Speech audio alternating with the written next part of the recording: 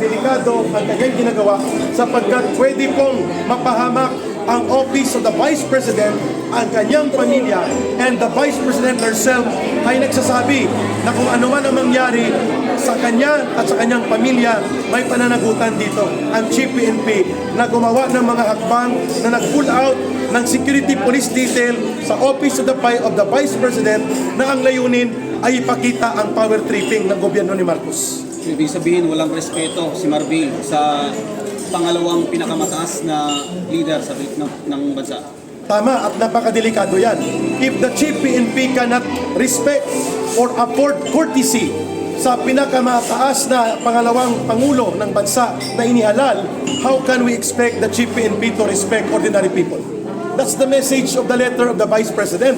At yan exactly yung binanggit niya kung paano sinaktan ng mga pulis ang mga kabataan, kababaihan at katutubo at mga unarmed civilians at mga workers and religious missionary ng Kingdom of Jesus Christ. Exactly how the Vice President described sa kanilang mga tapang-tapangan na pag-atake laban kay Pastor Kibuloy na hindi pa convicted at hindi akusado pa lang kung tratuhin nila parang sobrang pa sa terorista.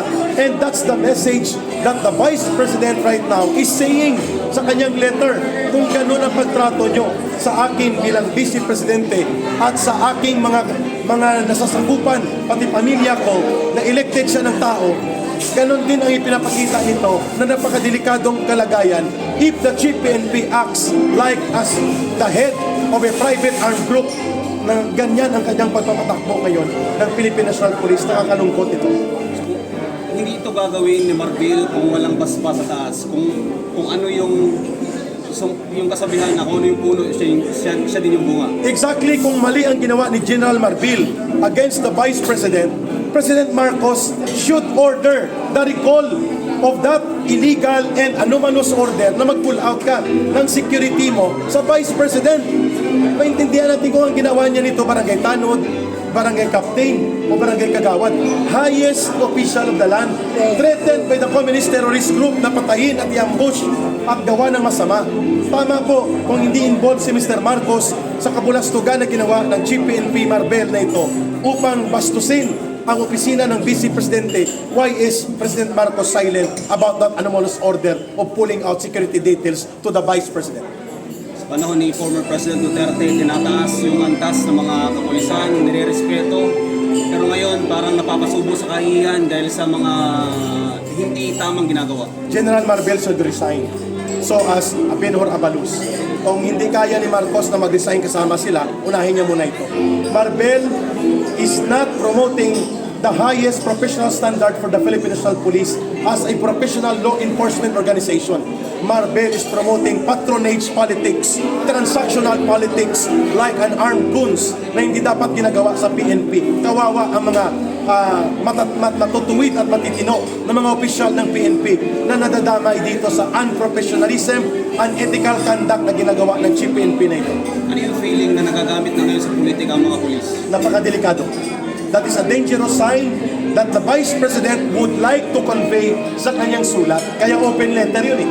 Because the Vice President believes that if the Chief PNP, the highest law enforcer officer of the country, cannot afford courtesy and respect to the Vice President, how much more can the people trust this Chief PNP na re-respetuhin niya ang batas? Tinawag siya ni Vice President, hindi ka Diyos, kaya maghunos dili ka sa iyong mga ginagawa. Yun ay warning. Ibig sabihin, hindi nirespeto ni Marbil ang pangingibabaw ng civilian authority. Bagamat civilian in nature ng organisasyon ng PNP, the authority of civilian authority, kagaya ng Vice President, is mas mataas kaysa kanya. It should be clear that way. Lasa lang sir sa EDCA sites, hindi ba kabastusan para sa mga Pilipino yung biglang pagdami ng mga EDCA sites na hindi naman kinukonsulta sa public? Tama, hindi lang kabastusan, pagtataksil. Malinaw na pagtataksil ng gobyerno ni Marcos na palaganapin ang mga base militar ng Amerika sa loob ng mga kampo militar sa Pilipinas without passing through the consultative public opinion and approval of Senate. Ito ay circumvention ng konstitusyon at malinaw na yan ay mga paglabag na hindi dapat pinapabayaan ng mamamayan. Pagtataksil yan sa soberanya at integridad ng ating bansa. Malinaw na niluluto ng Amerika yung giyera gamit yung tayo, mga Pilipino, lugar natin, ang Pilipinas. Sa tingin mo, handa ba ang Pilipinas sa giyera? Hindi tayo handa makipagdigma because we are not a people that promote war. We are a people that should stand for peace. Handa tayong pigilan ng digmaan. Yun ang ating dapat gagawin. Against the law ang pag-promote ng digmaan, ang pag-promote ng nuclear weapons, at yan ang ginagawa ni Mr. Marcos. Kaya pipigilan siya ng mamamayan. Hindi tayo papayag na ibubulit tayo sa digmaang ikalulugmok at ikamamatay ng ating mga mamamayan at ng buong bansa. Sa tingin mo, anong rason, yung dahilan yung biglang pag-shift ni BBM sa kanyang foreign policy noon, friends to all, enemy to none, pero ngayon, Amerika na lang yung parang Kaibigan niya. Malinaw. They want to recover more than $380 million ng mga ill-gotten wealth na na-frozen sa Amerika, and at least 4 or 5 properties nila na real estate sa New York. By the hundreds of millions din ito.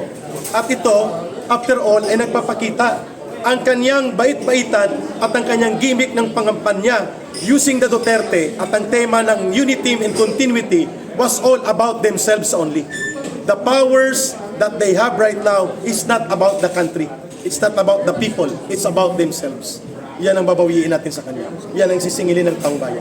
para makuha yung kayamanan nila kapalit dugo ng mga Pilipino. Ay, hindi natin papayagan yon. Definitely. The people will not allow. Kaya may koalisyon kontra giyera.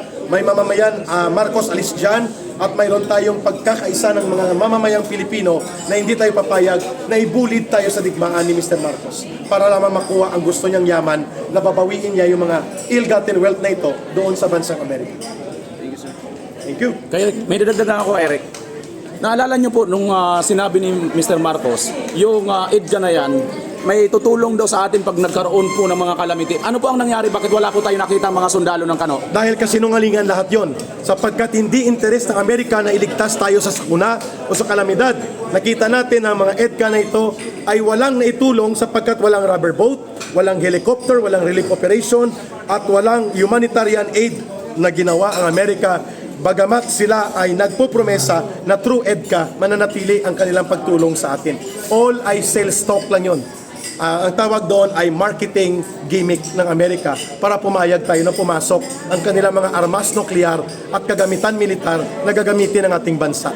EDCA is nothing more than a marketing strategy para bilugin ang utak ng mamamayang Pilipino at paniwalain tayo na kaibigan pa rin natin ng Amerika, which is not true ever since hindi nila tinatrato na kaibigan.